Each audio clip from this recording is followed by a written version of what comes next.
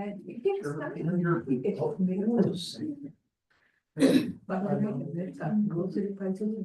don't want to say the wrong one.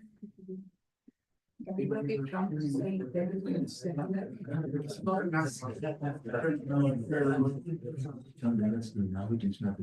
might have been saying that.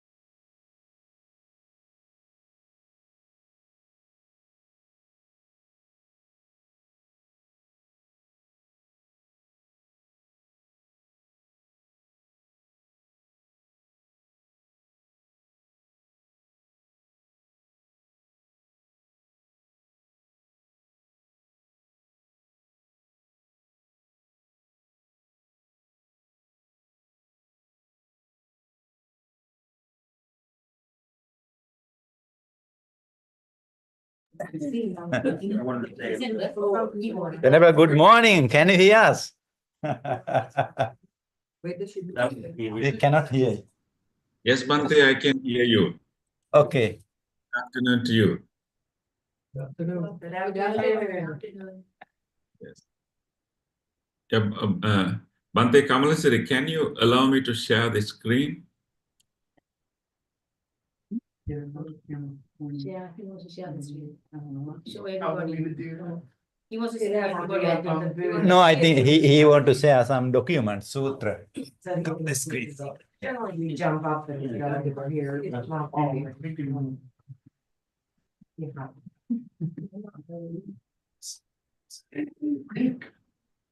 I think 1 o'clock or 2. Hello, everyone. So I hope that you all had nice meal, lunch together, right? Yeah. Yes. Yes. Very good. So I'm having my morning tea, coffee. Yeah. Actually, it's not the time. Can you everyone share now? Please check your screen. Good morning. Yes, I can share now. Yes, thank you. Yes. Morning. 2 o'clock, right? Or 3:30? Actually, it's 2:30. Ah, my goodness. Same. We can see you are very happy through your face. The night. Yeah, yeah. Not I'm sleepy sorry, I or- maybe still look sleepy. I just woke up 15 minutes ago. Yeah.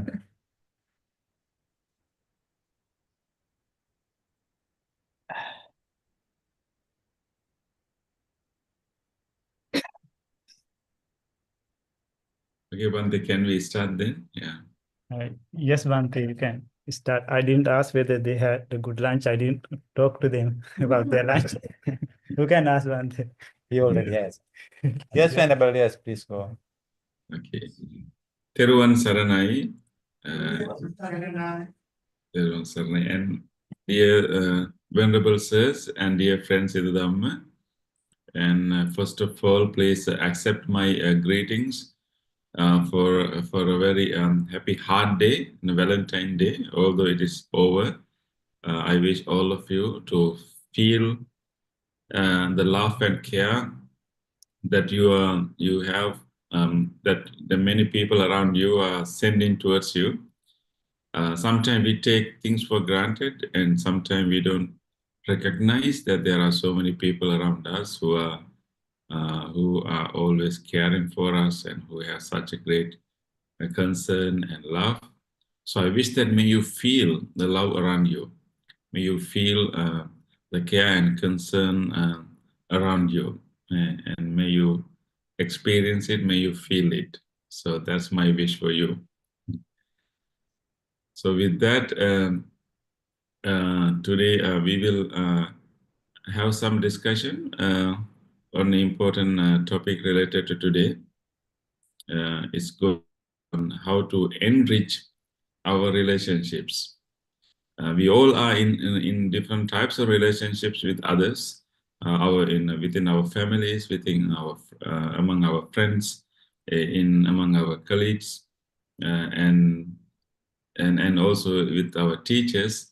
So we all are in different relationships in our life. So during this time, we think about our relationships, and we want to renew our relationships. So our topic today will be how to enrich our relationships. And so that is the topic today. So I have prepared a few slides that I would like to share with you, and I'm going to discuss a very important discourse of the Buddha, where the Buddha describes how we can actually enrich our relationships, how we can maintain our relationships in harmony. And he talks about 7 principles, not 7, 6 principles. So let's talk about that. So let me share the screen first.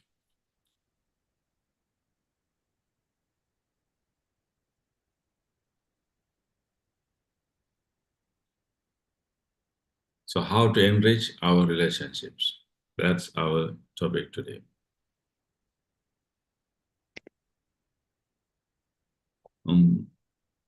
I think we all have learned the 4 noble truths, the truths about reality of our life. So I thought that actually when we think about relationships, there are also some real truths about our relationships. So I thought that maybe this may be correct about our relationships. I would like to hear from you. So just like, the first noble truth, which we accept, life is like the unsatisfactoriness or dukkha is part of the life, and it is a common fact. So in the same way, when we think about relationships, first, the truth of relationships will be, first one will be, relationships are difficult. How about, do you agree with me? Yeah. So that will be the first truth. I think we need to accept that, in order to move forward. So relationships are difficult. And then expectations and lack of understanding are the causes of this difficulty. There can be other, conditions and causes too, but mainly expectations and lack of understanding are causes of this difficulty. And the letting go of our ideal images of others, including expectations, letting go of our ideal images of others leads to comfortable relationships.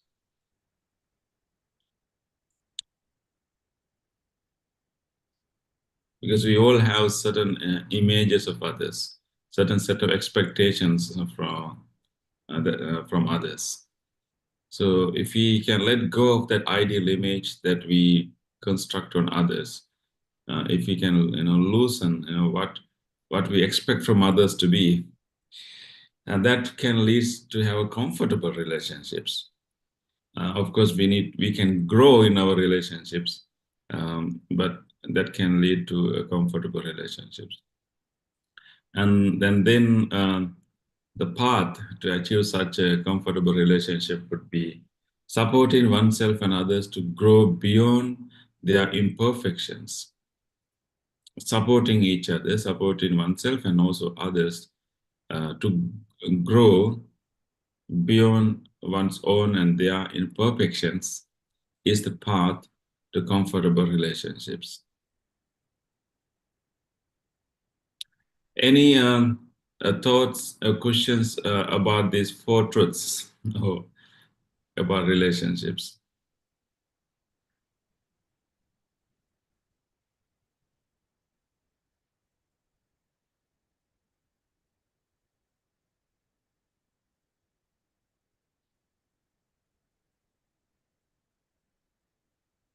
Everyone is okay with that? I think everyone is accepting, right? That's why they are silent. Yes, they got and they agree with that. They silently accept that, right? Yeah.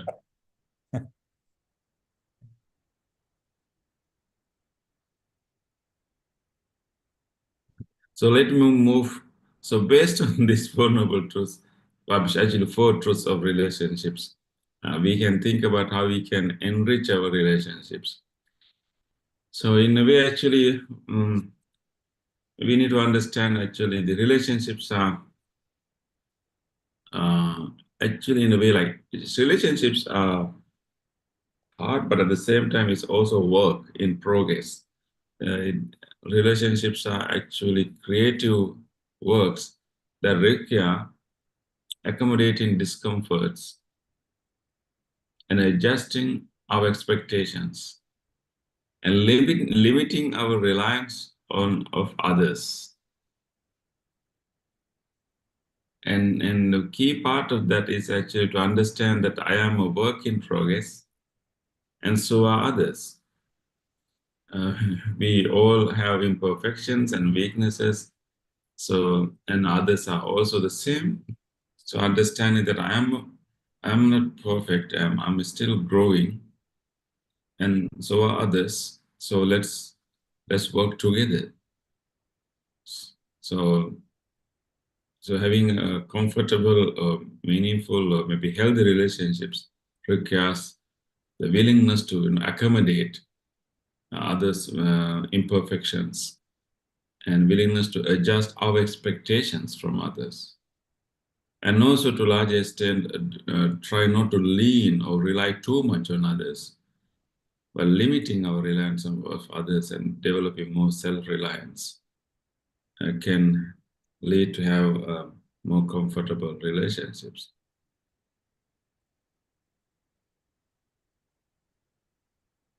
And I haven't talked about the 6 principles, but let me go to that. So the Buddha has given 6 warm-hearted qualities that can bring enrichments to our relationships. He said that these 6 qualities can bring fondness, respect, harmony, and unity to our relationships. And he used the term 6 warm-hearted qualities. Actually, this was given by the Buddha to monastic community. Buddha really wanted monastic community to live in harmony without quarreling.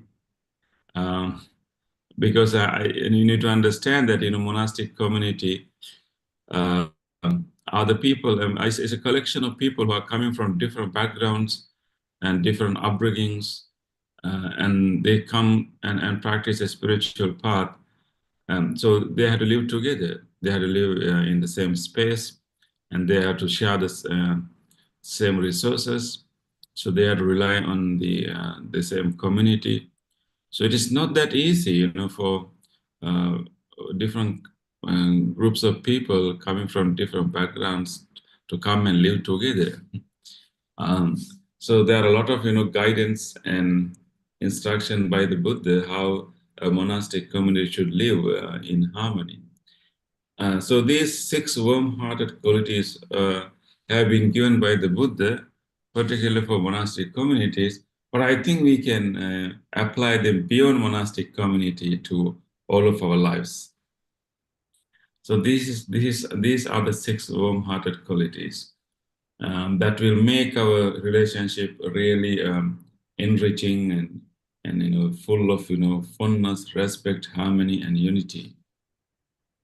So they are called bodily kindness, verbal kindness, mental kindness, and sharing of belongings, and common morality, and common vision of life. And Buddha really taught us actually bodily kindness, that when we are living in a relationship, having a relationship in whatever way, it could be family relationship or friends or in other way. Bodily kindness is a way that we should behave, we should conduct ourselves with our body. Like there should be an external expression of our kindness to others. It's not enough for us to have some kindness within heart, but we really have to express it bodily in the way that we behave. So in a relationship, we really have to have that bodily kindness, the way we behave, the way we care for others, and then the way we conduct ourselves in a way that that is not hurting others. So bodily kindness, conducting one's body with a high level of care and concern for others. And I think this is really important when we interact with our family members or friends, and how we maintain our bodily conduct in a way that it supports our relationships. And the one good way will be actually when someone is at work, maybe if it's and helping others with our bodily kindness, like really going out and helping, and also expressing our concern and care through our bodily gestures and bodily functions. So can you think about a way that we can express our care and concern to others through body?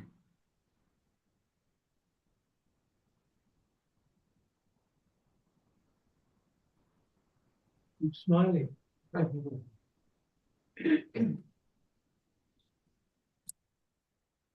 The didn't example hear. is the way they offer food for us, the way they use their hands, and the kindness where we find in their body, and the Exactly. respect, and the care, respect, and everything we find when someone offers something to us. And that is how I feel it.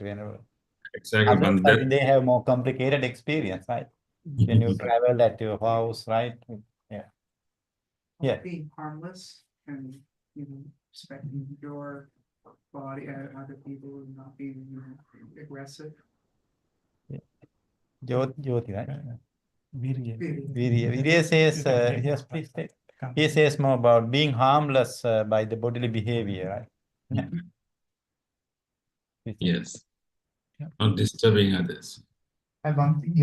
Being harmless and. Yes, Virya, yes. Nice to see you, Virya. To see you, Bhante.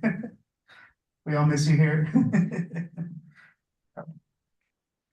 Keep it and when you want. Okay, no comments. Comments? No comments, right? Only you and me and two of us, right? And you can continue one day. I mean, we are aware, but the thing I think what we can see is, reflect is about where we miss this kindness of the body and why, and aggressive behavior, it just appeared, right? And sometimes we can, if we are careful, we can stop. But when you, for example, when you cook at home, okay, you are going and offer, then the husband will say, okay, it's not nice or tasty. And then what will be the way that you offer in the second time, right? Serve, right? Whether it's the same kind, passionate way, or still you can do the same way or not, right? You just keep it when you bring some food to the husband or the kid, or husband bring food for you, and then the same compassion can be kept even after someone says food is not nice, right?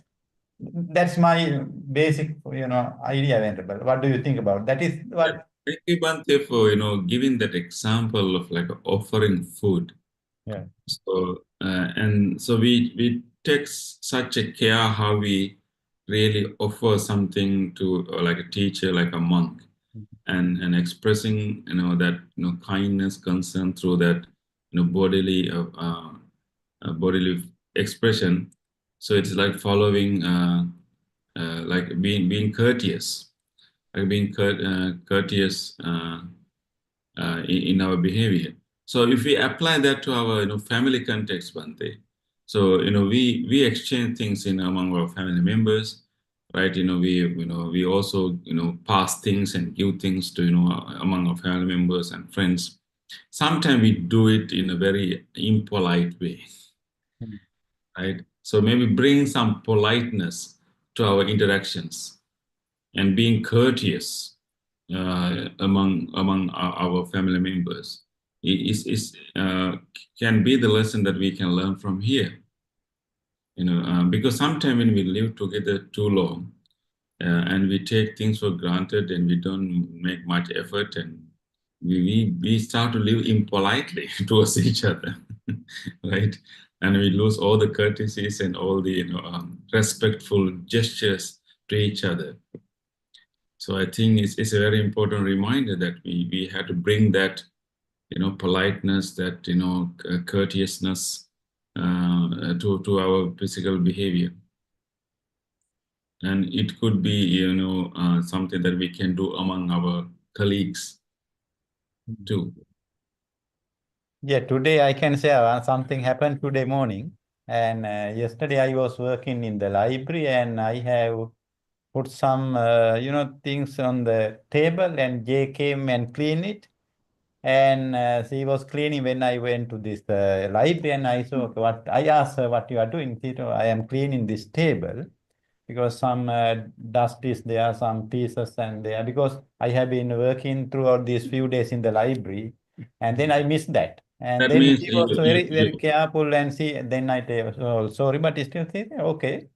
And that's good, but she was not complaining, she was doing it. I mean, right? Because I miss it.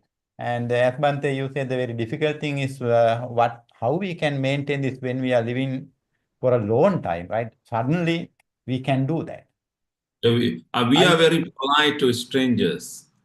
Yeah, we are very polite to that's strangers. right. But I think, not very can you polite remember the story about the Buddha, one of the Buddha's statement about that he gave some instruction for the monks, when he says, okay, the last person of the almshouse should clean everything compassionately and kindly. You are the person responsible for cleaning. In the one of the discipline rules, Reverend. Can you remember? Yes, Bhante. So as monastics, we divide our duties, and there are certain customs, right? So we follow that. I'm also going to share later, Bhante, the Gosinga Sutta, where the 3 monks live together in such an harmony with sharing different responsibilities of the daily routines. Yeah. But anyway, so so you experienced that how. So I was thinking, so maybe you have been using the library and making it untidy and unclean. Yeah, only table. But today morning I clean it, but I missed the simple. So I'm very grateful to Kay for coming and cleaning, making things tidy. Because But woman can even sleep in that yes, so I mean, in our home, maybe in our workplace, we like to clean, we like to make things tidy and arrange things nicely. Is someone is sitting there, staying there, and how we do that cleaning, how we do it in a polite way. Are we going to disturb the person? Are we going to ask we can do that cleaning and tidying up in a very aggressive manner, right? In a very disturbing manner to the other person. But we can also do the same thing with, some kind of politeness and some kind of, mindful bodily conduct. So in order to bring, in order to enrich our relationships, would they emphasize that, we need to pay attention how we physically, express ourselves and how we conduct ourselves among others.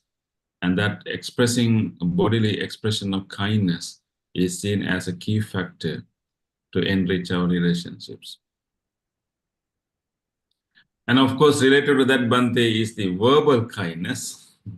That's the whole, and this will be, I think, more important because I think we communicate with others verbally, and more, of course, we also, if we are living together, we usually interact with bodily, but also verbal kindness.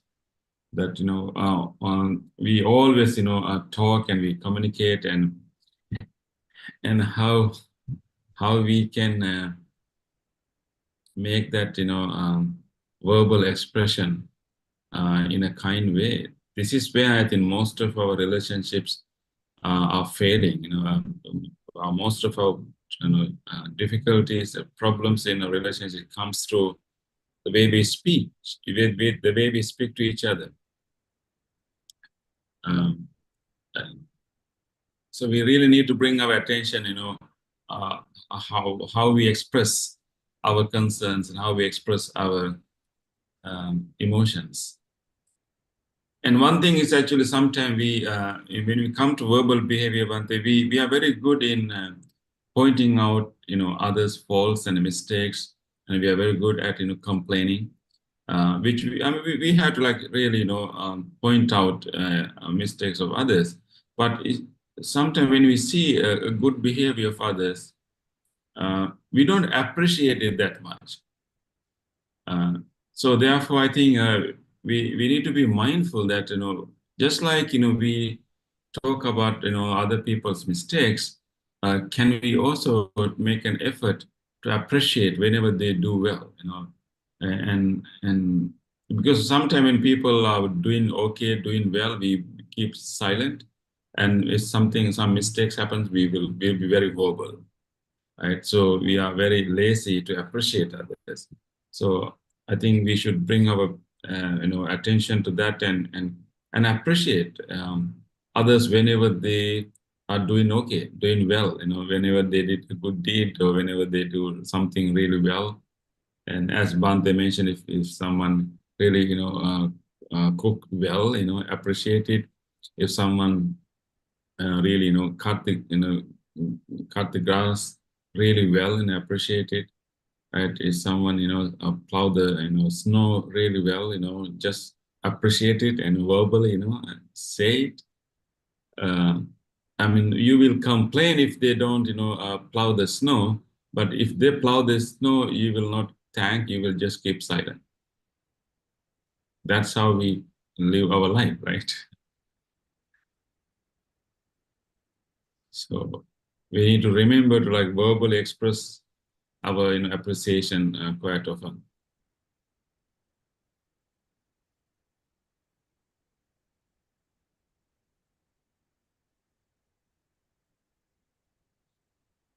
And verbal kindness is also how we communicate with each other.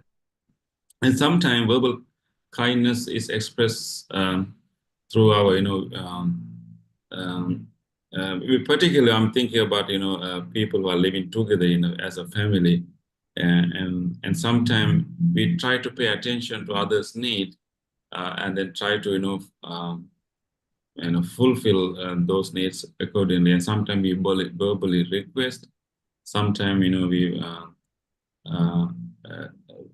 when we are living together, we can have our own verbal expressions. And I remember an interesting story about this verbal expression, because sometimes those, if we are really, kind to each other, and sometimes you don't have to even ask, other person understands what you really need when you are having such a great, connection. So the story goes actually, one day a master with his group of disciples is going to the river. They want to take a bath in the river. So he's traveling towards the river with a group of disciples. And from a distance, they could hear a two group of people quarrel each other in the bank of the river. They shout at each other, they scold each other, they shout at each other. So disciples asked a very interesting question from the master. And he said that they asked that actually these two groups of people, they live, they stay close to each other. I mean, they are next to each other. But when they are angry, they speak loud. They speak, like really louder. So now actually the what they are saying can be heard not only by these two groups, but by the whole village, all around the village. So the disciples asked this question, Master, why they have to shout that loud? Because they are next to each other. Why they have to speak loud? Why they have to shout loud when they are quarreling? Isn't it an interesting question? Like, let's say the two people are sitting next to each other. When they got into an argument and when they are shouting each other, and then they will raise the voice, right? They will raise the voice and they will speak in a way that even the next room, the people in the next room can hear what they are saying. Why people had to do that?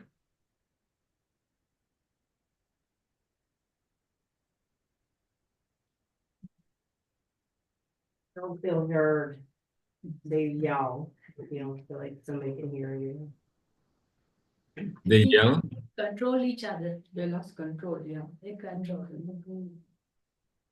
Or as a way to control, you mean? Yeah. Okay.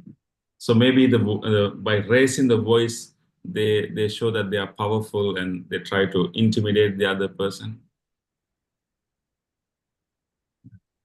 So anyway, when the disciples asked this question, why they have to speak so loud, although they stay next to each other, and then the master gave a very interesting answer. Master told him that actually the angrier you are, and he said that when you have a deep concern for each other, your hearts are too close, very close to each other. The angrier you are, your hearts are separating each other to far and far and far. So the reason that they have to talk so loud, that because their hearts are far apart, though they are physically sitting next to each other. And when you are angry, and when we have resentment and hatred towards each other, your hearts are separating and going further away from each other. So that is why you have to speak louder, because their hearts are far apart. But when you are really loving each other and have a deep concern and care of each other, those hearts are coming together and closer. And then you only have to whisper. Whispering is enough, then other person understand. So because your hearts are too close to each other. So so that was the answer given by the master. The reason that these people raise their voice and shout and speak loud, because their hearts are far apart. So then you have to make sure that other heart is hearing what you are saying. So they have to speak louder, because the other person's heart is too far away. But on the contrary, when we are closer to each other mentally, and our hearts will be very close to each other, and you only have to whisper, then other person understands it.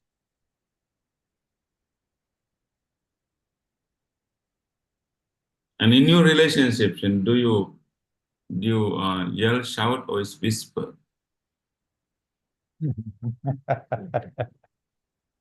Really.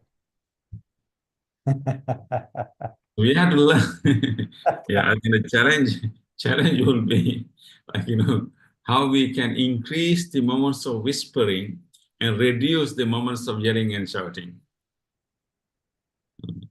So reducing the moments of yelling and shouting and increasing the moments of whispering, that will be the challenge.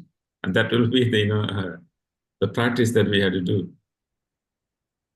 Yeah, Reverend, is there any biological requirement of yelling and making, bringing our voice high? This is the kind of question I have, for example. Okay, can we keep silent all the time? Okay, do we need to make some changes? And right. Mm. No. I think, Bhante, sometimes in order for if you want to really make a point, then if you really want bring attention of others' attention to an issue, sometimes whispering may not be enough for some people. You may have to say it very firm and maybe a little bit louder, the other person pay some attention to it. So maybe when we want to bring an attention, when we want to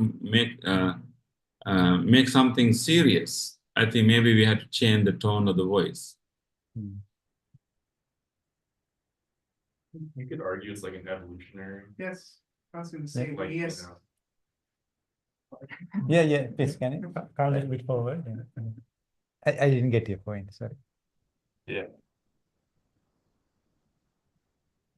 Well, you could argue it's like an evolutionary trait or like adaptation, like thousands of years ago, if you were threatened, you probably had to speak very loudly to ward off the predator.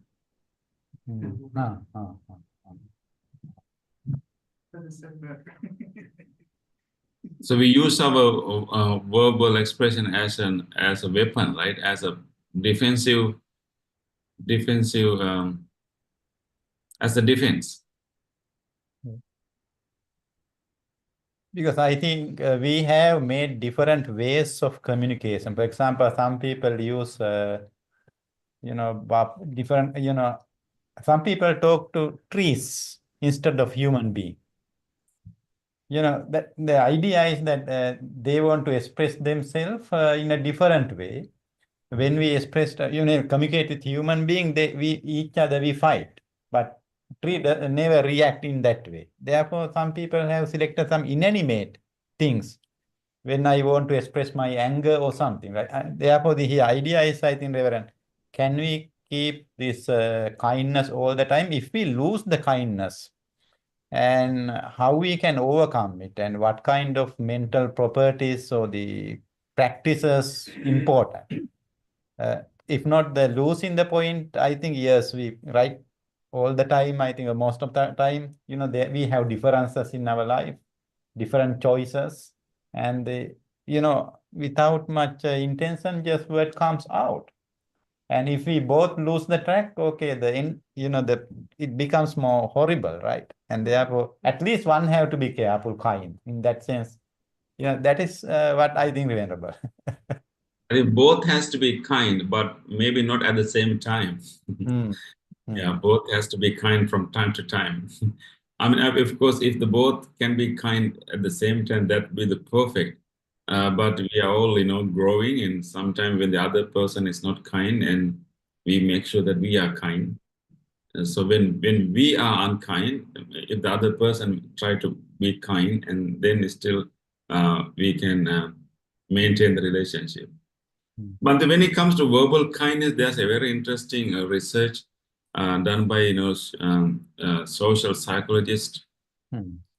It says that actually, in our relationship, particularly marriage relationships, our negative comments, maybe even the negative experiences, and really affects our relationship.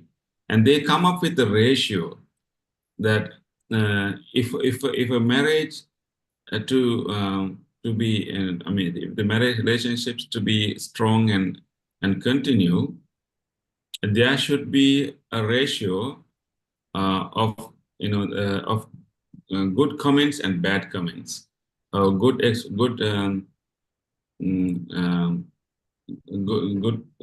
comments and bad comments, and good and positive experiences and negative experiences. The ratio is actually, so in order for a marriage to sustain, a marriage to be, really pleasurable, the negative comment, the ratio between negative comments and positive comments is 1 to 5. That means, Bhante, if someone make a negative comment of the other partner, that affects so much, it takes 5 positive comments to reduce that impact that you make on the other person. 1 to 5. So interesting, right? So you say something good or something bad about the other person, and next time you say something good, it should be some kind of matching, right? But actually our mind is such that we remember the negative ones clearly, the negative ones more than the positive ones. And it requires 5 positive comments in order to override the effects of the 1 negative comments. It's 1 to 5 ratio. It's not that easy. I think best thing will be not to have negative comments. If you have the negative comments, make sure that you make 5 positive comments on that day. Then only it will come to the normal levels, according to the modern psychology.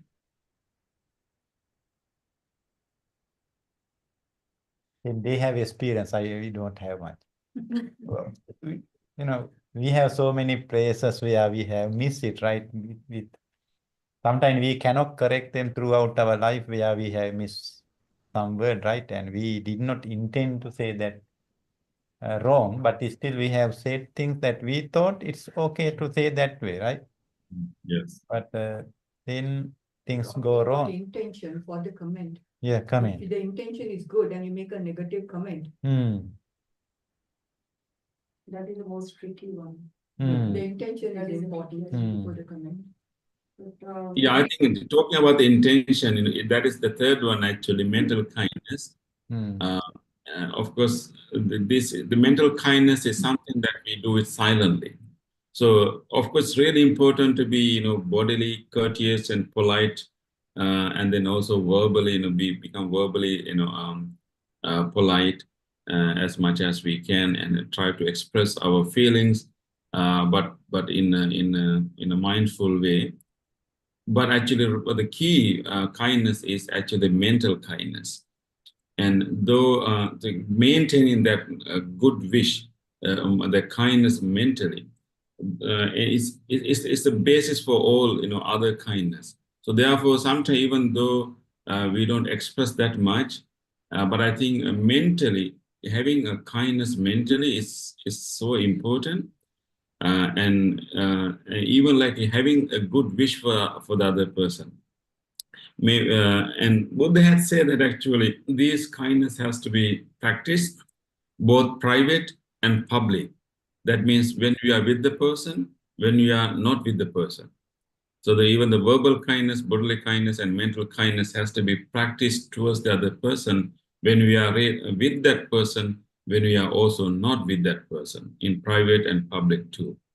So therefore, if we really want to have a healthy relationship, maybe not only among our family members, but even with our workers and colleagues, even with your boss, and having a mental good wish for the other person is really, really effective. You may not like the other person, you may not approve what other person is doing, but you can still maintain a good wish for that person to be skillful, for that person to be wiser, for that person to be well. So maintaining that wholesome wish inside can really affect our relationships. So the good intention and even though we don't agree with other people's behavior, but having such a mental wish, mental kindness, it can make miracles in our relationships. Sometimes, maybe you may have a difficult family member to, communicate, and whenever you try to communicate with that person, you somehow end up with, with an argument or quarrel. In such case, you can reduce your verbal interactions, but you can mentally wish well-being all the time with certain compassion, certain empathy towards the other person. And if you maintain such a good wish mentally, you will see the change of the behavior of the other person. The other person will feel it, but not consciously, but in a very unconscious level. They will feel, your goodness, your good wishes for them. So the third one is really, really important. At least maintaining a real good wish for the other person.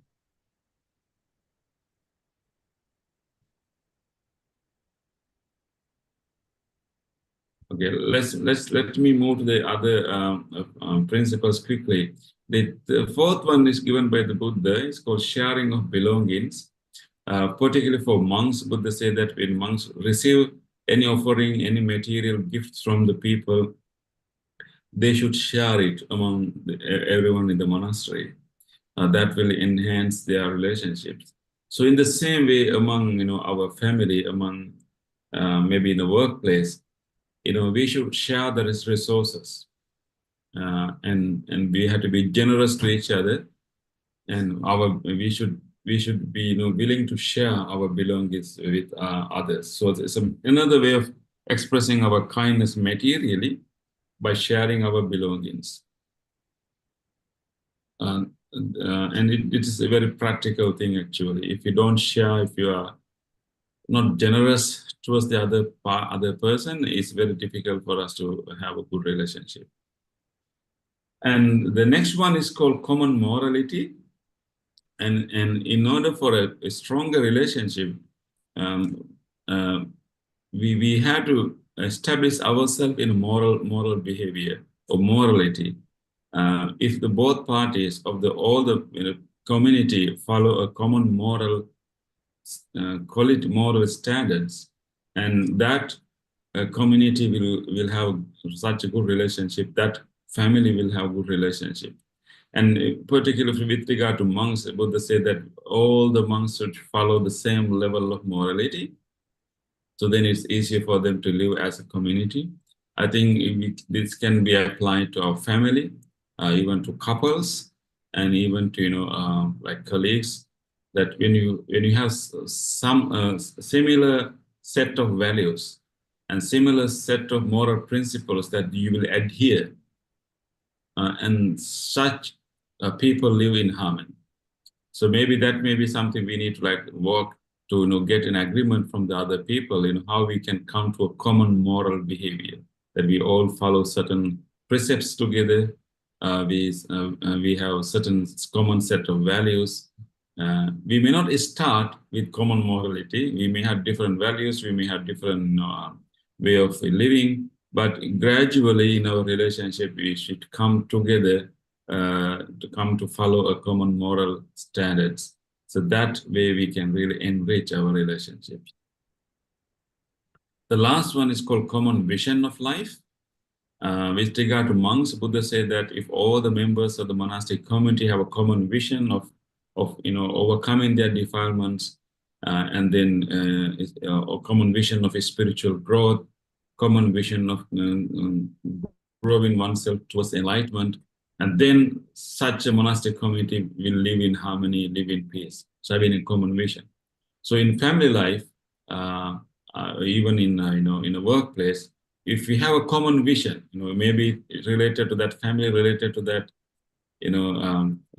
company, maybe related to that community, if you have common vision, a common dream, that everyone try to achieve that common dream, common vision, then that community can be really will be really strong each other, and will be really in harmony. So I'm just thinking about our own community, among our in our Pittsburgh Buddhist Center, that, you know, as a community, as a family, actually, we also have a common vision.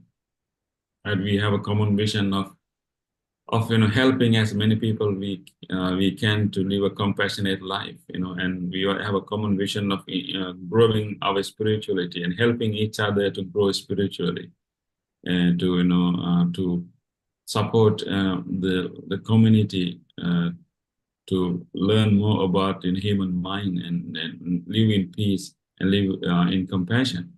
So as long as we all have a common vision in life, and then it's very easy for us to work together, and everything will, you know, happen smoothly.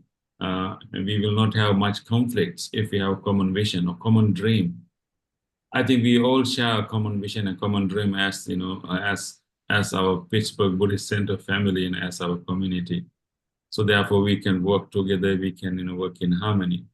So in the same way, in a family, in any other community, if we come together, if we come to an agreement of a common vision, that way we can have a really fulfilling relationships. Well, these are the 6 principles. Any thoughts or sharing or questions?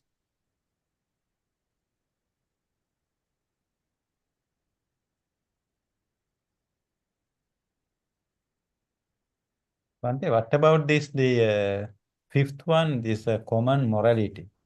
Yes. And the idea, because the common morality is a complicated idea, I think, like here, right?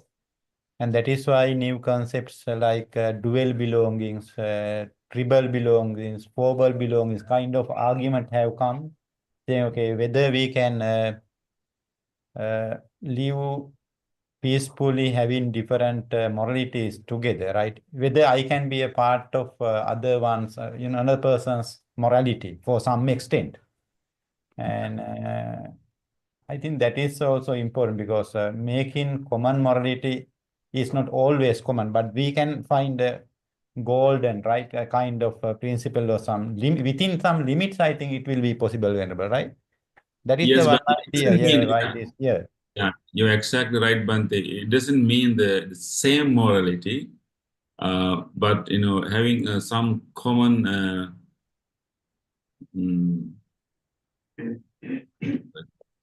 but particularly actually, as yeah, different people may have different moral standards, but I think there are certain moral behaviors that we cannot deny, Bhante. Like, you know, like a violent behavior is not accepted, right?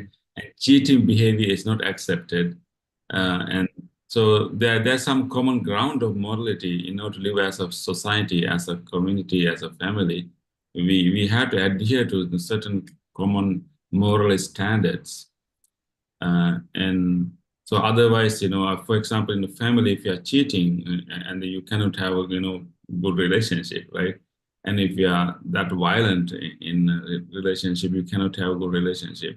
So but it doesn't mean that complete morality, but there should be some common ground of our behavior. When you come to at the monastic community, Buddha talk about, you know, the common moral discipline, the code that we all follow. But it may not be practical for common society. But I think if, as a family, if you really want to come together, maybe as a couple, if you really want to live together, it's very important that, you know, they at least have some discussion and come into, like, you know, agreement to live, to follow, you know, similar, you know, moral principles in their life. If someone is not, like, for example, if someone is not that much careful, and he's killing living being, he loves hunting, for example, the other person doesn't like, you know, hunting, for example, I'm just giving, you know, one example. It will be challenging for them to, you know, live in harmony most of the time. So maybe they have to come and discuss and come to some kind of moral, you know, common ground. It may not be the exactly same, right? But some common ground. Basically, actually, when you think about 5 precepts, you know, the 5 precepts are the very, very basic moral behavior. maybe that could be, one common ground that we all can come to an agreement to follow.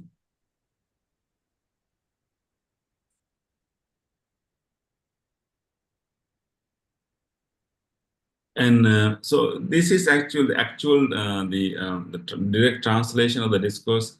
This is like the summary that I gave you, but this is what Buddha said. The mendicants, these 6 warm-hearted qualities make for fondness, respect, conducive to inclusion, harmony, unity without quarreling. But 6, firstly, a mendicant consistently treats their spiritual companions with bodily kindness, both in public and private. This warm-hearted quality makes for the fondness and respect, conducive to inclusion, harmony, unity without quarreling. So this is what we find in the discourse. So in the same way, a mendicant consistently treats their spiritual companion with verbal kindness and with mental kindness. And then Buddha goes in to say here that, a mendicant shares without reservation of any material things they have gained by legitimate means, even the food placed in alms bowl, using them in common with their ethical spiritual companions. This is too a warm-hearted quality. So for the monks, Buddha said that we really have to share any material gifts you receive, even the food that you receive to your own bowl. If someone else doesn't have enough food, you should be willing to share it. So, like applying it to our ordinary life would be also sharing our belongings. And one thing, we come to morality. This is what we find in the sutta. A mendicant lives according to the precepts shared with their spiritual companions, both in public and private. Those precepts are intact, impeccable, spotless, and unmarred, and liberated, praised by the sensible people, not mistaken, leading to emotion. These two warm-hearted quality. So for the monks, they live according to a certain set of precepts that are designed by the Buddha to lead a life that is leading towards liberation. But for a family and other community, we can have a different level of moral standard, but some common ground. So the 4th one will be the mendicant lives according to the views shared with their spiritual companions, both in public and private. So these are the qualities that we can think about. We can think about how we can incorporate these principles to our own relationships, and and we can examine what we are lacking and what we can improve. So I think there's another interesting example in the Buddhist discourses where Buddha went to see 3 monks who are practicing in a forest, and then when he went to see them, Buddha asked them, Venerable Anuruddha was one monk. He asked, "I hope you are keeping well, Anuruddha. And friends, I hope you are all right, and I hope you are having no trouble getting alms food." So this is an interesting way that Buddha will go around and check on his disciples and make sure that they are practicing well and they are having their basic needs met. So a very kind, compassionate way, Buddha is going around and checking on them. So this is one such example. And he answered that we are keeping well, Blessed One, we are getting by, and we have no trouble getting alms food. Then Buddha asked, "I hope you are living in harmony, appreciating each other, without disputing, blending like milk and water, and regarding each other with kindly eyes." This is what Buddha expects them to live as a community, like living in harmony, appreciating each other without disputing, blending like milk and water. Like milk and water can blend very easily, right? And regarding each other with kindly eyes. indeed, sir, we live in harmony like this. He accepted that we live in harmony. So I would like to, highlight what are these, qualities that Buddha really like to see in a relationship. Living in harmony, appreciating each other without disputing, blending like milk and water, and regarding each other with kindly eyes. It's like looking at each other with kindly eyes. That will be the perfect relationship, by looking at each other with kindly eyes. What do you think about this, characteristic of a good relationship?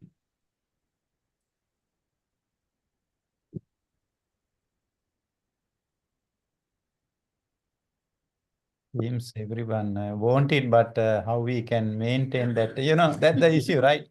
The Yes, eye becomes sometime burning, sometime attached, right? Not always like bright, right? So the idea is, yes, we like to maintain that, we want it, right? But kind eye just go away, right? And time to time, but still we try our best to keep it and maintain, right? That is how we, continue our life. I think Right. those who have maintained their good family relationship throughout the 40, 50 years, I think you are well aware. And how many times you have attempted to keep this kind eyes, and how many times you have fallen. Still you have recovered, right? Yeah. This is the thing I think most important. Yes, well, we cannot continuously do this, but we can try to come to that point, right? Yeah. Yeah. For that, I think this is important to discuss again and again, remind these kind of thoughts with us, then they come to our mind. That means we can Right. So yeah, we can bring kindness to the eyes. More we talk. yeah, and, here, yeah, Bhante, when earlier when we talk about Buddha said that, physical kindness, right? Bodily kindness. I think one expression of bodily kindness will be like in how we express our care and concern with our eyes, right? Yeah, how we look at others. Bhante, there is a question, but related to moral behavior. May I read that? From Adrian from the YouTube. She asked that, and what about when we find ourselves loving with the country governed by those devoid of morality of any kind and unable or uninterested in serving the greater common good? Yes. Yes, I think that is and here actually, Bhante, we are talking about relationships in a small scale. So I think maybe we need to discuss how we can maintain our relationships among our family members, among our local community, and how we can apply those principles into larger community. Right. So it's a whole different topic. So of course, when we think about different governing systems, different modes of government, and different policies, different principles. There are different moral standards, different set of values, and then that is why I think in human society, we try to change our rule of government from time to time, because sometimes we don't agree with the policies, the values that they set. So it is challenging, definitely it's challenging, but it requires a collective work. But I think here we can focus on our small community, how we can adhere to these values and try to express and try to care for each other, and then and set a good example. How following these good values can bring such an harmony, peace, and well-being to people. And if the larger society do not follow it, particularly if if the rulers do not follow the same policies, maybe we should come together and make a collective effort to change it. That will be the one we can do together. But I think we let us focus on a small scale relationships and how we can maintain this bond relationship among our family, among our local community. And then so Buddha is asking, are you living in harmony? I hope that you are living in harmony, appreciating each other without disputing, blending like milk and water, regarding each other with kind eyes. And then Buddha said that, and the Venerable Anuruddha said that, yes, we live like that. Yes, indeed, we live like that. And the Buddha asked, but Anuruddha, how do you do that? How do you do? I think that is Bhante our challenge, right? How do you do that? So how do you live in that way? Like, how do you live in harmony, appreciating each other without disputing? So this is what he explained. Venerable Sir, as to that, I think that it is a gain for me, it is a great gain for me that I am living with such companions in the holy life. I maintain bodily acts, verbal acts, and mental acts of loving kindness towards those venerable ones, both openly and privately. I consider, why should I not set aside what I wish to do and do what these venerable ones wish to do? Then I set aside what I wish to do and do what these venerable ones wish to do. We are different in body, Venerable Sir, but one in mind.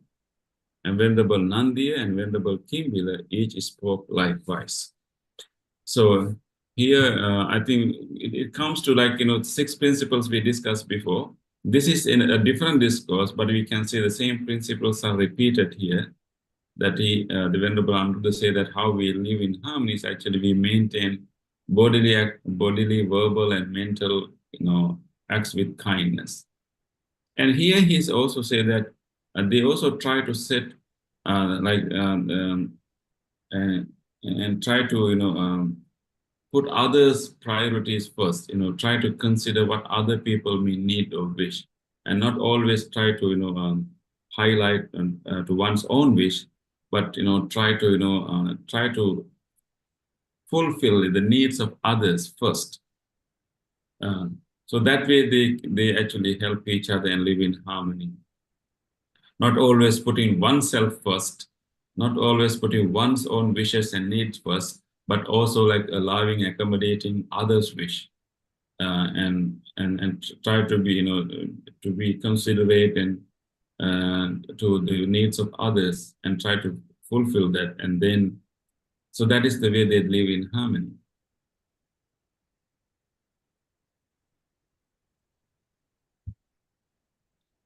So going back to the 6 principles, I hope you remember that bodily kindness, verbal kindness, mental kindness, sharing of belongings, common morality, and common vision of life.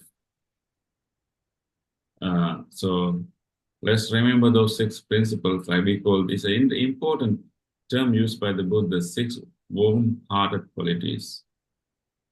So I hope that we may try to remember these 6 warm-hearted qualities and try to implement them in our relationships among our family members, among our friends, and among our colleagues, and among our local community.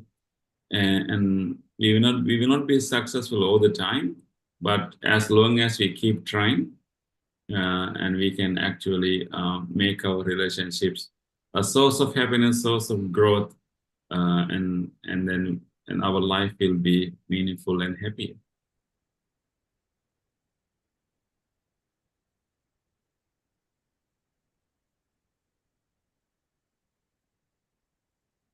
Okay, Bhante, this is all what I have to share. All are happy here, I think. I find everyone is happy. Bhante, is everyone looking at each other with kind eyes? Yes, I can say, yes, it looks like that, yes. Yeah. Okay. It's so nice to see you all over Zoom. Nice to see you, Craig. So did you share your experience with others? Your experience in Sri Lanka with others? Yes. Okay, yeah. That's good. But next time we will organize a group to visit Sri Lanka. I'll be the tour guide. We'll start with the elephants. Yeah. He said that he would be the tour guy and start with the elephant. Huh?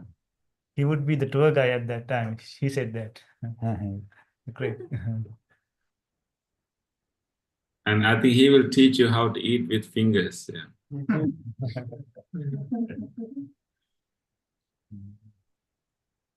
Okay, Bante, any questions or any thoughts or sharing? I think more, I mean, our friends have more experiences, about relationships. So I think it would be nice if you share your own experiences, your own challenges. It can help many others too. So if anyone is willing to share your thoughts about relationships.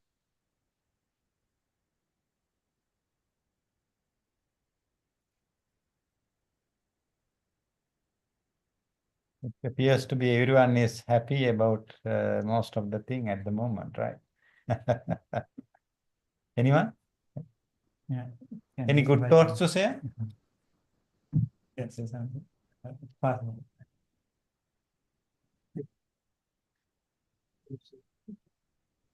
Here, I have to song.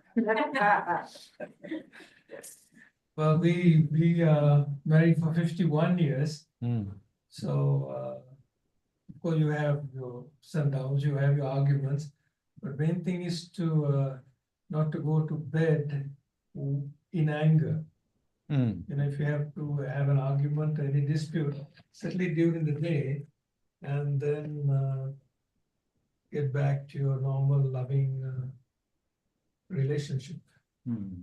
Hmm. At least at the end of the day. Correct. Hmm. That's a good idea, right? At least at the I end. think that's a very interesting practice. Hmm. Like you somehow console, somehow, try to settle it before you go to sleep. Hmm. Is it like, ask, like maybe saying sorry, or maybe, asking forgiveness, or, or maybe, coming into an agreement? Is it possible to do every day? Or Not at all. I think the secret is for a wife to learn when to speak out and when not to speak out, especially when you have a stubborn husband. Yes.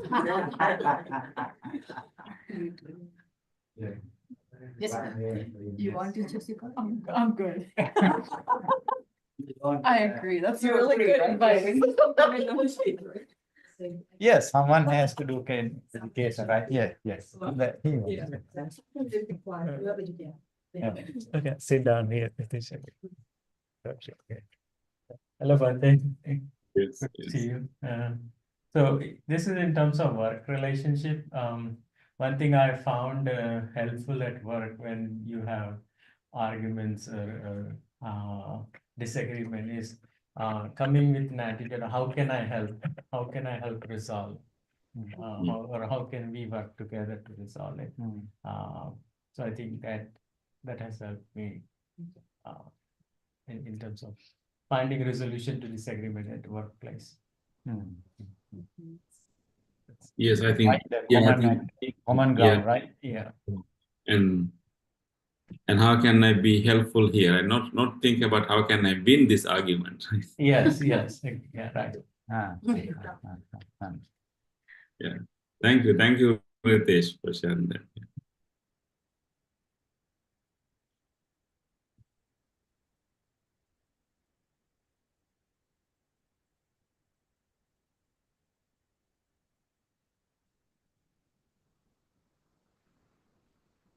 Bante and everyone. We had some discussion around negative comments, even with good intentions. And it's a source of some negativity in relationships, especially with other generations. So many times we come and we are bringing our kids in different atmosphere. Hmm. So how to do that is very tricky. Hmm. So I would like to hear people with experience here. Hmm.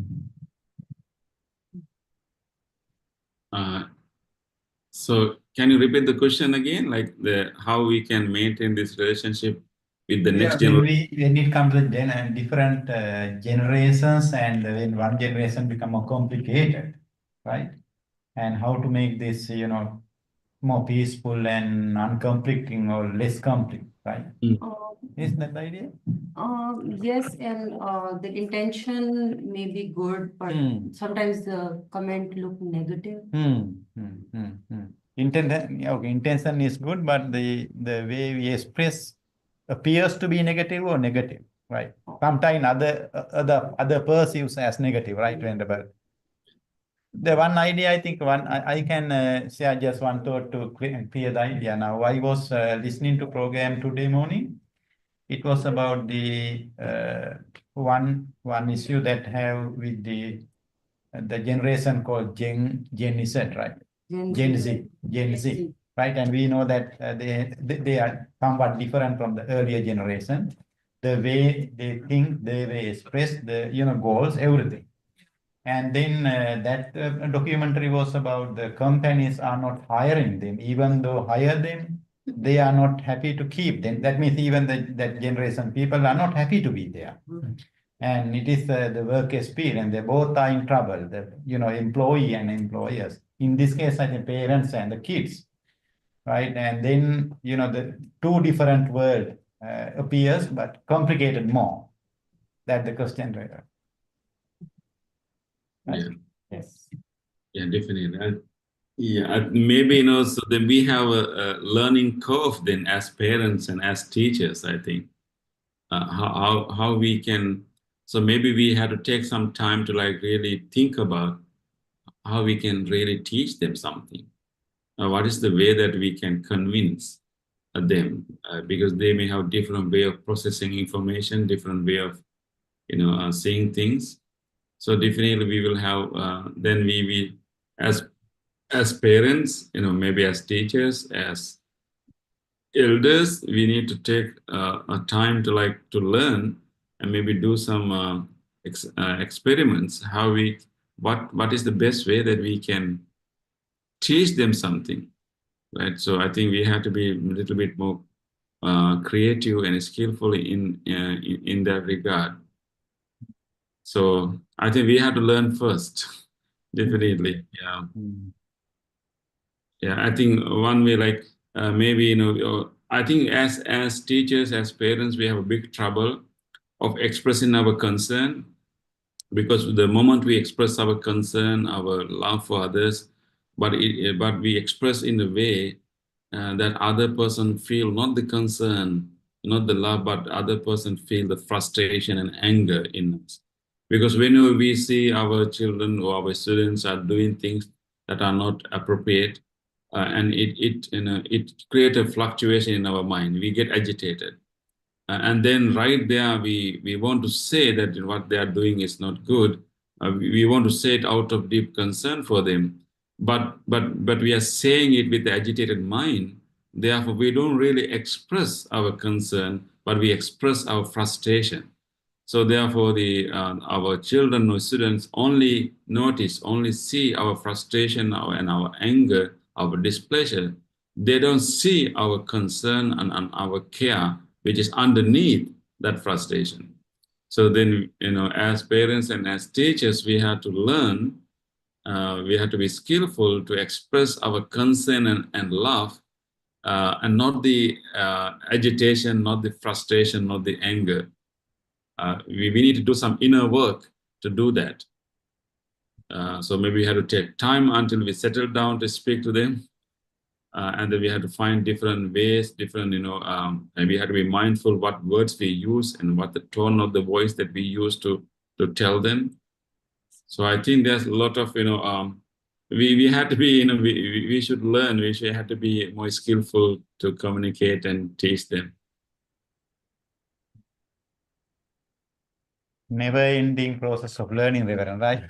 Yes. Skillfulness, yeah. Okay. Thank you, Bhante. So, Yes, Bhante. I think so. We can conclude, our talk here. I think Bhante, you can also move to the other parts of the program, right? So do some short, maybe meditation and the blessing chant, right? yes, Bhante. Yeah, so I have to say that I really like to see you all, and I'm looking forward to see you all in March, in few weeks. I'm in Malaysia now, so after that I'll be traveling in India with in a pilgrimage, and after that I will be back in Pittsburgh. So nice to see you all. Thank you very much for coming to this monthly gathering. Although weather is not that friendly, I really appreciate everyone who made an effort to come and be part of this nice Valentine gathering, and really appreciate it. And nice to see you, Siddharth, and who else? Sally Oh, and Aspin is Sally and Maitri and Espin. Yeah, nice to see you, Espin. So nice to see you. And you brought your a teddy bear, or what is that? Yeah, that is nice. Thank you. Nice to see you all. Yeah. Okay, Bante, you can conclude maybe, I will stop right here, Bante. It is 3:40 over here in the morning. So maybe I can go to the second round of my sleep. Okay, thank you, Annabelle. Thank you very much for taking pain, all kind of things. Yes, Sukhi hota, Annabelle. Thank you, Thank Bhante. you, everyone. Oh, thank you. Nice to see you, Tron. See you all soon. What you said is absolutely true. Very difficult to talk to children now. Right? okay. Okay, dear friends, now let us move to the other part of the program. We are going to do a meditation of loving kindness first, and then we will do a blessing chanting for everyone. Okay. Do you want to stand up and sit down again? Is that okay? Okay. Yeah. Just dear buddy.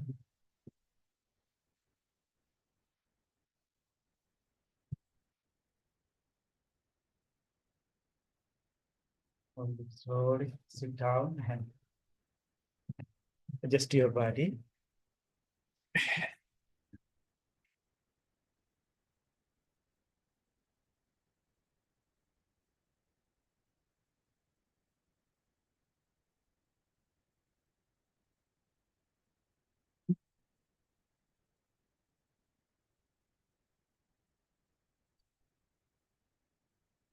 We will spend a few minutes.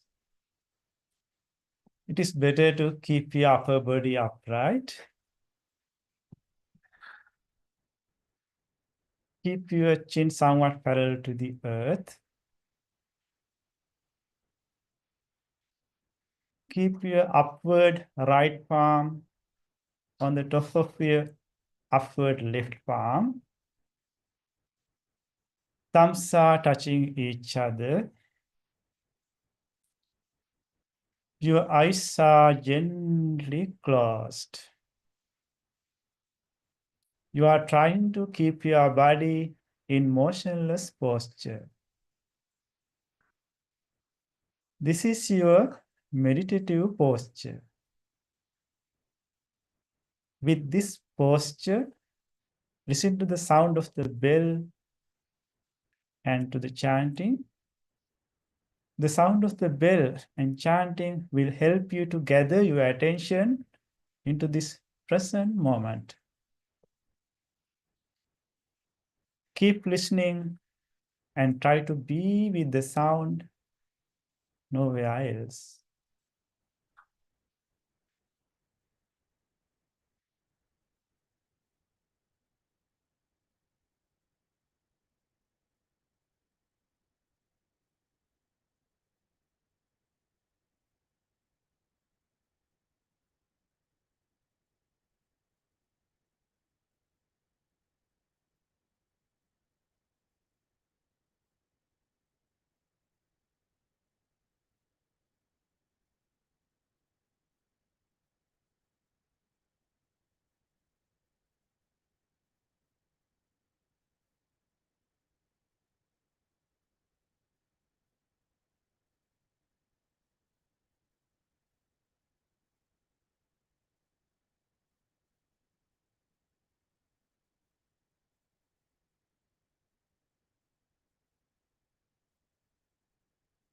Samsara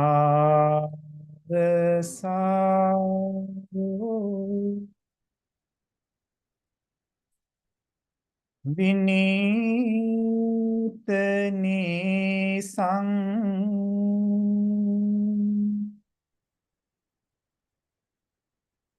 Sannita satang Suci saradhi sang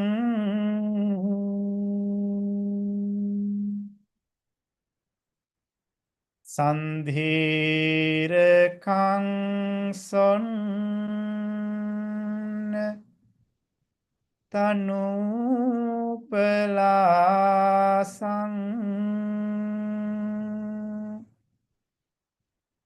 Sanglap desing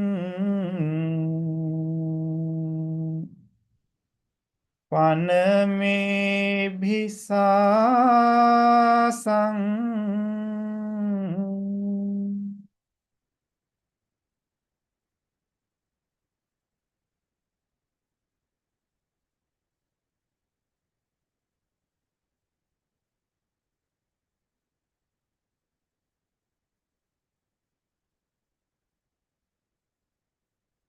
Feel your forehead,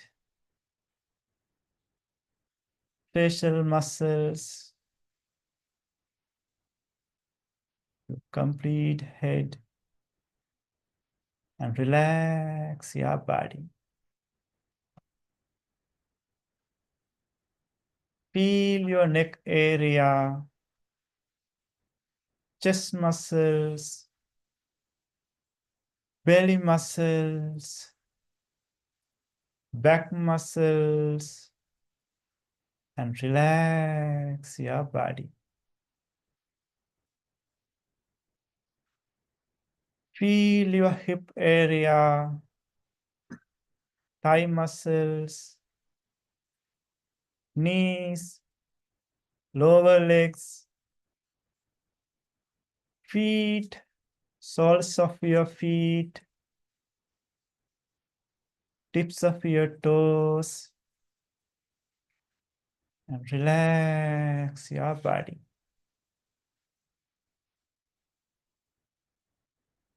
Take a little long in-breath through your nostrils and slowly release the air while relaxing your body.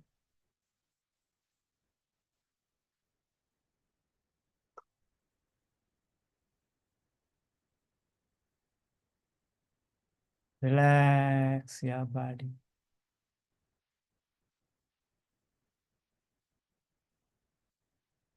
Come to the natural breath.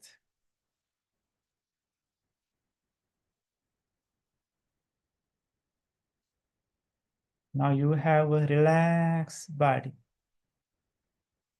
Your relaxed body, just like a sleeping body. With this relaxed body, make a genuine wish to yourself, repeating these loving kindness phrases in your mind. Make a genuine wish.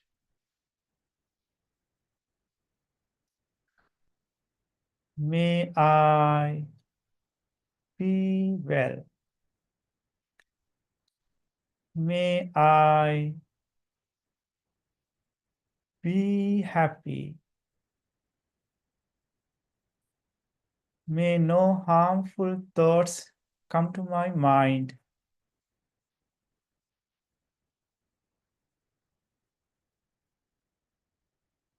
May my mind be peaceful. Be peaceful.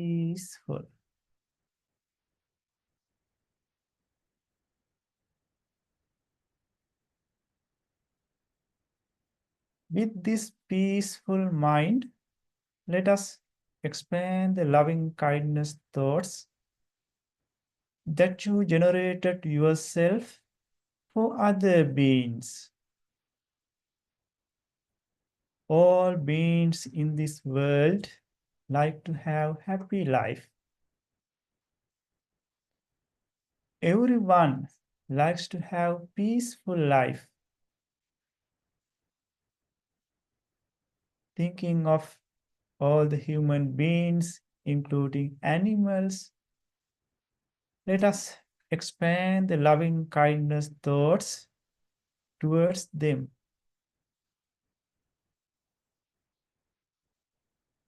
We can start to extend loving kindness thoughts from this shine room. Like a circle of waves, expand loving kindness thoughts in your mind.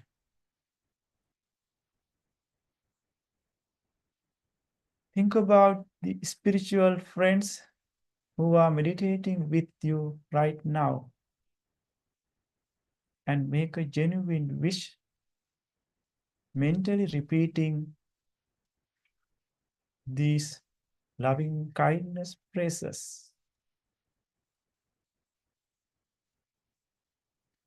May these spiritual friends who are meditating with me right now be well, be happy, be safe, be peaceful, be peaceful.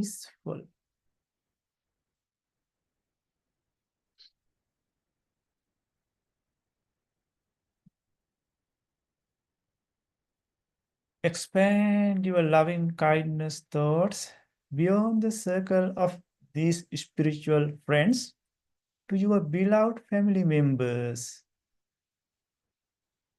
Think about your beloved family members and include them to your loving kindness meditation.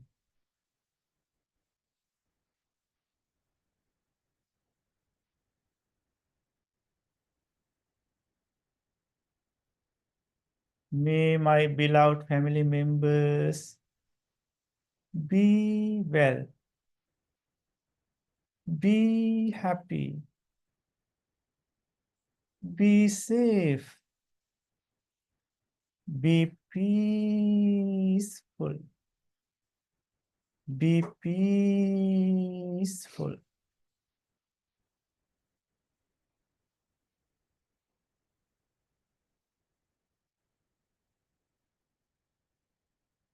Expand your loving kindness thoughts beyond the circle of your beloved family members to your neighborhood.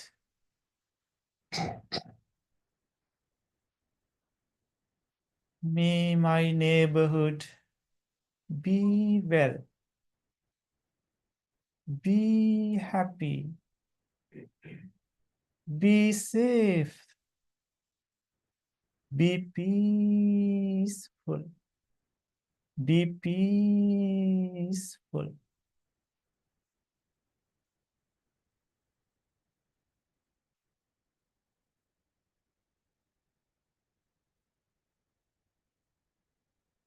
Extend your loving kindness thoughts beyond the circle of your neighborhood to the neighboring cities. May all the people who are living in neighboring cities be well, be happy, be safe, be peaceful,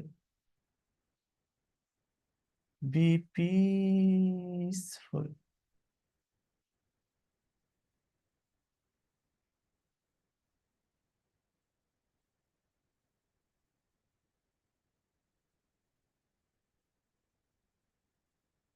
Expand your loving kindness thoughts beyond the circle of neighboring cities to neighboring countries. May all beings who are living in neighboring countries be well, be happy, be safe, be peaceful, be peaceful.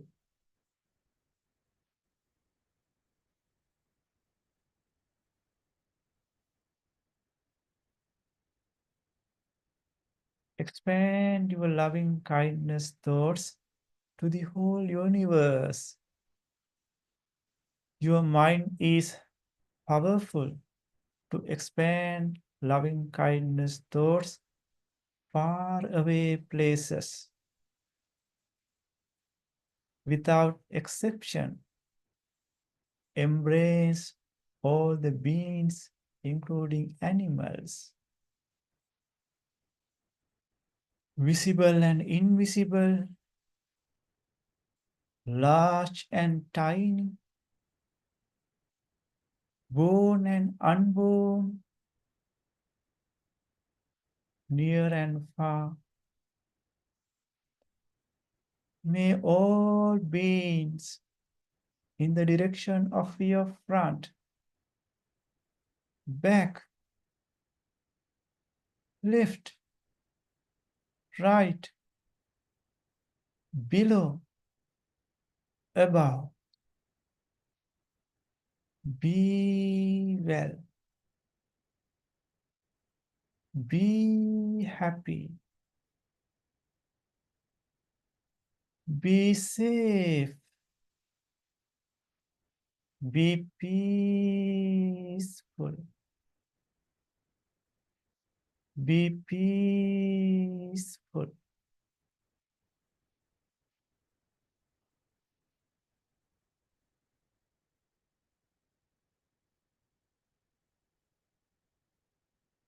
May all beings have happy minds. May all beings have happy minds. Rejoice the feeling of loving kindness, mentally repeating this loving kindness phrase.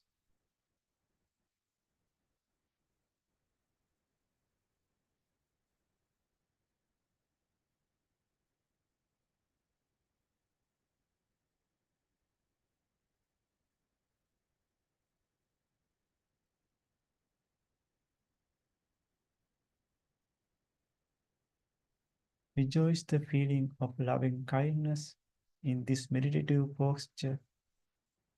We will be chanting the loving kindness sutra for the well-being of all of you.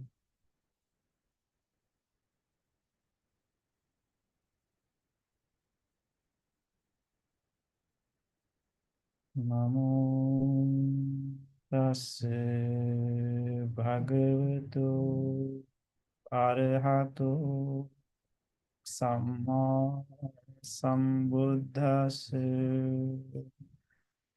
Namo tassa bhagavato arahato samma sambuddhassa.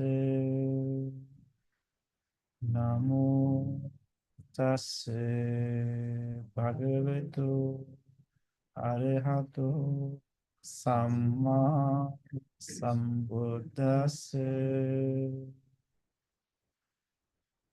Karaniya manta kusalena yantang santam padang abhisamincha Sangko ujuca sujuca suvaco cas mudu anatimani Santus koca subaroca ampakicoca sallahukavunti Santindriyoca nipakoca අපගම්බෝ කුලේසු අනනුගින්දෝ නච බොන්දං සමාචරේ කිංචයේන විඤ්ඤෝ පරේ උපවදෙය්‍යොං සුඛිනෝ වාකේමිනෝ හොන්තු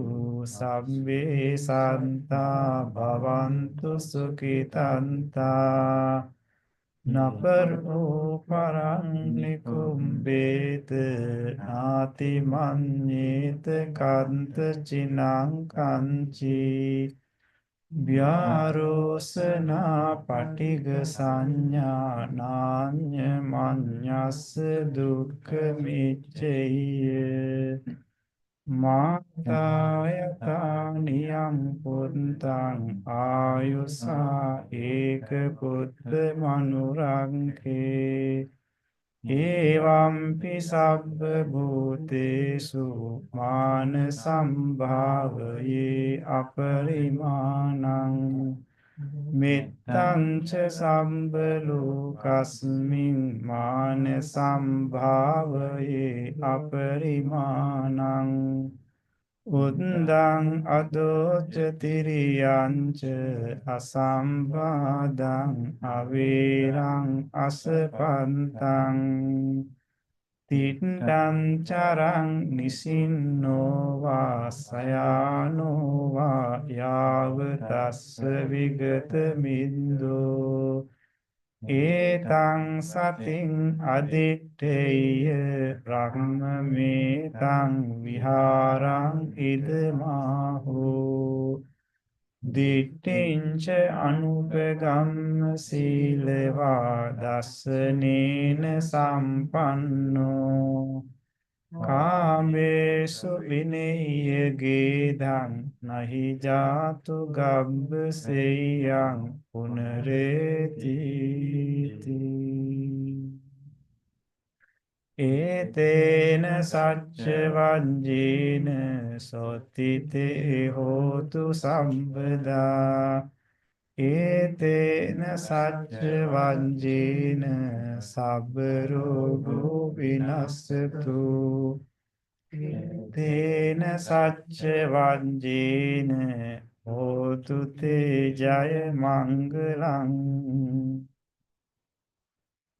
සබ්බීතියෝ විවජ්ජන්තු සබ්බ රෝගෝ විනස්සතු මාතේ භවත්වන්තරායෝ සුඛී දීඝායුකෝ භව භවතු සම්බ මංගලං රක්ඛන්තු සම්බ දේවතා සබ්බ බුද්ධානුභාවේන සදා සොත්ති භවන්තු තේ භවතු සම්බ මංගලං රක්ඛන්තු සම්බ දේවතා සබ්බ ධම්මානුභාවේන සදා සොත්ති භවන්තු තේ භවතු සබ්බ මංගලං රක්ඛන්තු සබ්බ දේවතා සබ්බ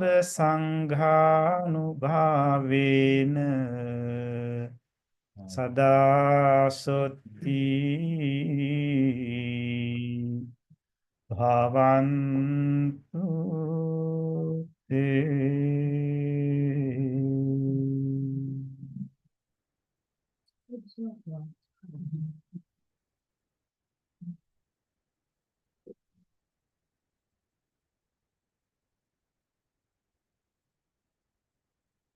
Okay. I wish you good health and all the success, everyone. See you in our next monthly gathering.